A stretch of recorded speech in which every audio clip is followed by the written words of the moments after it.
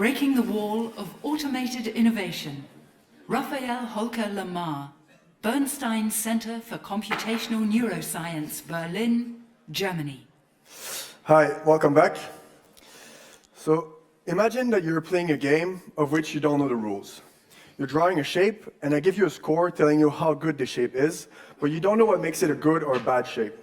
And so the best thing that you can do in this case is to draw shapes at random and see if some shapes are better than others.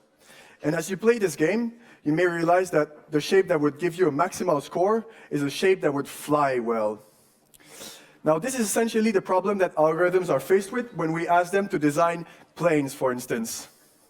And this was a simple example, but already on this 10 by 10 grid, there are more than a billion different shapes that you can draw. And on three-dimensional versions, there are more different shapes than atoms in our galaxy. And on a grid size that would allow us to draw an actual plane, well, it's not even worth using this type of algorithms. But here's the solution that we propose.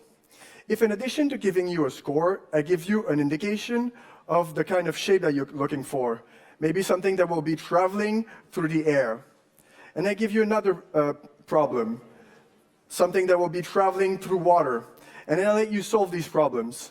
When the next problem comes around, something that will be in motion through space, you won't start by drawing random shapes, but rather you'll generalize from your past problems and efficiently find a solution to this new problem.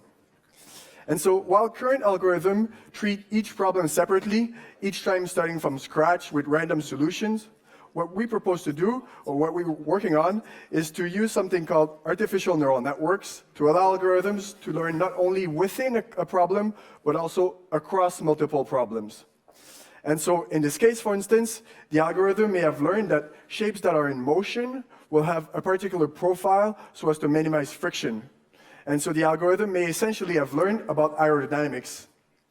And this is important because when we humans address complex problems, we don't start with random solutions.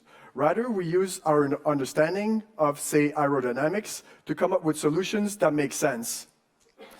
And so we've presented this algorithm with a series of simple problems, and we looked at how much time it would need to find the optimal solution to these problems.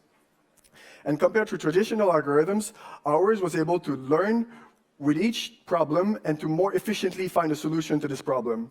And so we plan to use these algorithms to address and solve complex problems from efficient air travel to more sustainable buildings. And thank you. Questions, comments? Yes, here in the front. Is this unique? Using neural networks is done throughout the world. Yeah, so it combines two existing solutions to make a greater whole. Yeah. Another question in the front. How does it compare to what's called genetic algorithms? Genetic algorithms do not learn. So this has the unique advantage of being able to learn across multiple problems. Thank you very much. Thank you.